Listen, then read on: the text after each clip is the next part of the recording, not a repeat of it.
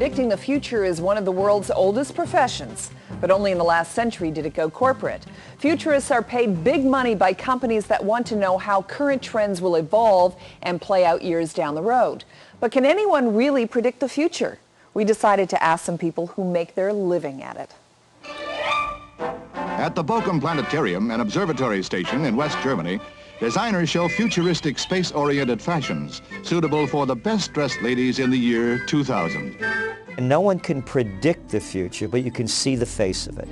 A house full of new ideas in homes. That's the Eichler X100, a house for tomorrow, taking the pulse of today's prospective homeowner. We will learn the workings of the human brain, learn it so well that within 4 decades, we will create the truly brilliant robot. I often get asked, are you optimistic or are you pessimistic? And my answer is always the same, yes.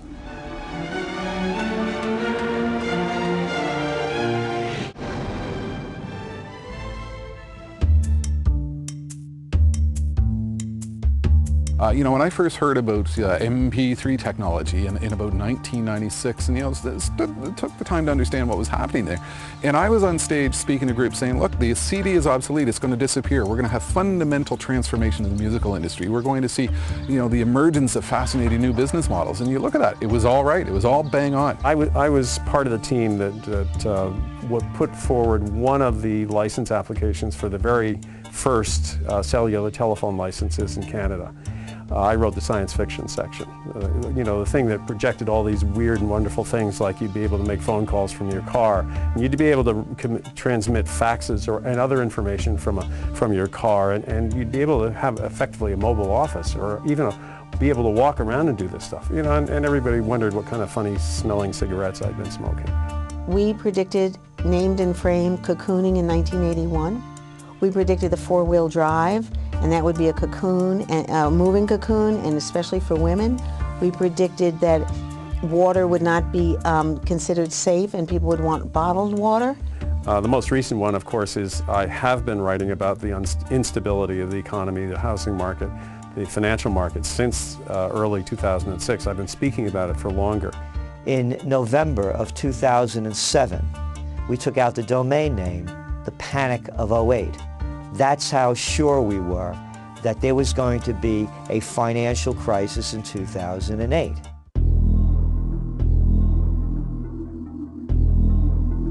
People often ask me, particularly people in the media, ask me, how do you get to be a futurist? And I say, it's real simple. You just raise your right hand and say, I'm a futurist, and you are. So I think you're a detective. So you're very interested in pattern recognition, putting points together, figuring out what people really mean when they say something, that kind of thing. There are perhaps 300 consulting futurists in North America who make their living on their own, not belonging to any particular corporation. I think we'd define a futurist as someone who spends their time, thinking about trends, thinking about the future. They study patterns. They do a lot of research into particular industries or companies or the issues that are going to affect organizations. You're a watcher. You're an observer. You're a sideliner. And you're not interested in the things you're supposed to be interested in at the moment.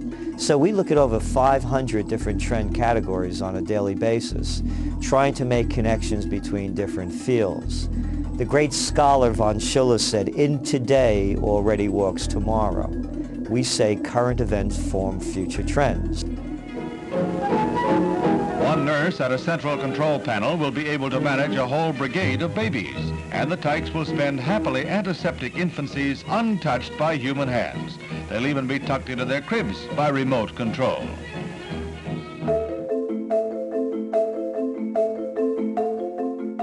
I tend to be an optimist about the future, and I think we're going to look back at this period of time, maybe 20 or 30 years from now, and we're going to say, well, that was the era of the big idea. What began to happen, circa 2009, 2008 was society began to realize they had some really big systemic problems, whether it's with energy, whether it's with healthcare, whether it's with the environment.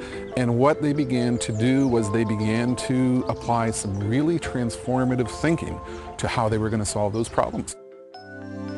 There is a need for reinventing healthcare. It's not just about doctors and nurses and using some technology anymore. It's about finding different ways of doing these things. It's about new tools and new techniques and new technology. It's about data mining, the enormous amount of data that will emerge as we are able to decode individual genomes into databases that are orders of magnitude bigger, more complicated, and more valuable than the data that we have now. The big trend going forward is an expectation gap. It's a gap between the expectations that people have in terms of what the healthcare system can give them and the reality of what the healthcare system will be able to provide them. I mean, that's a huge issue. I think that people will become much more machine-like.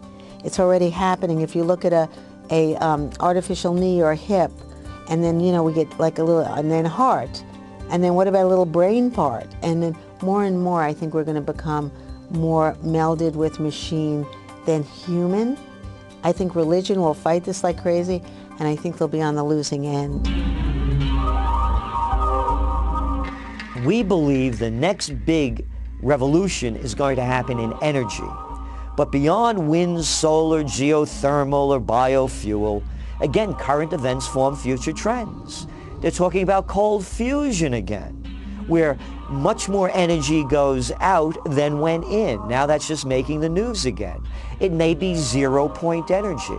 So as we look into the future, we see from technology something as big as the discovery of fire or the invention of the wheel. You know, if you think about the automobile, what is going on today is so much of what we put into an automobile, the expenditure of building that car, it revolves around, you know, what happens if that car crashes. Well, there's no doubt that, you know, 20 years out, 30 years out, 40 years out, we are going to have a very intelligent, very sophisticated, automated highway system. We believe we have enough data to say the dollar's not going to be worth a lot of money in the future, that a lot of the fiat currencies around the world are going to be in deep trouble, and that gold prices are continuing to go up. An assumption that's being made right now by everybody is, you know, the economy's over, it's doom and gloom, you know, there's no upside, there's not going to be any recovery, you know, capitalism is over, we're moving into this, you know, world of post-capitalism, life after capitalism, whatever we want to call it. And you know what, I think we'll sit back in 2 or 3 years and the economy will be on a rebound and we'll all sit back just like we did in 2000, 1990, 1980, 1970, and every recession before this and go, wow, you know, it was a rough ride, but we came through it. Climate, by definition, is a chaotic system. Chaos theory is a branch of mathematics. And chaotic systems are, by definition, completely unpredictable. In fact, the climate change that we see might lead to the next ice age instead of rising oceans. There's some pretty deep-seated problems here. But I think, you know, given where we are and the realization of how vast in scope these potential problems are, there's so many people throwing themselves at, you know, dealing with these issues, so many people throwing themselves at coming up with potential solutions. I don't, you know, subscribe to the doom and gloom theory. I'm not as optimistic that everybody's going to get it in time. The biggest challenge I see from the potential problems of climate change is how quickly it's going to come. So I'm saying that if the planet survives the next 50 years, what I think is going to happen is actually we're going to have an exodus from this planet and be on other planets. I think a lot of folks who talk about the future, they sort of fall into the science fiction trap. I mean, you can get a little bit carried away with you know, how extreme the picture might be, you know, how excited flying cars, for example. I mean, you know, people have been talking about that for years. We still haven't seen flying cars. I don't know if we'll ever see flying cars. You know, some people get a little bit too carried away with the extremity of their prediction. You know, what I do, common sense, you know, things that are observable today and we just extrapolate those into the future. You know, we know those types of things are going to happen. Go 100 years back and tell somebody 100 years back, just get a 100-year-old person. You know, if you could go backward and tell that 100-year-old person about the iPod, about the BlackBerry, about all of it, they're going to say that was science fiction too. Every generation says the next 100 years is science fiction. So, you know, suppose it's not science fiction. Suppose it's real. A look at the future. Looks good, eh? I'm kind of with Yogi Berra on this when he said the only thing I never predict is the future.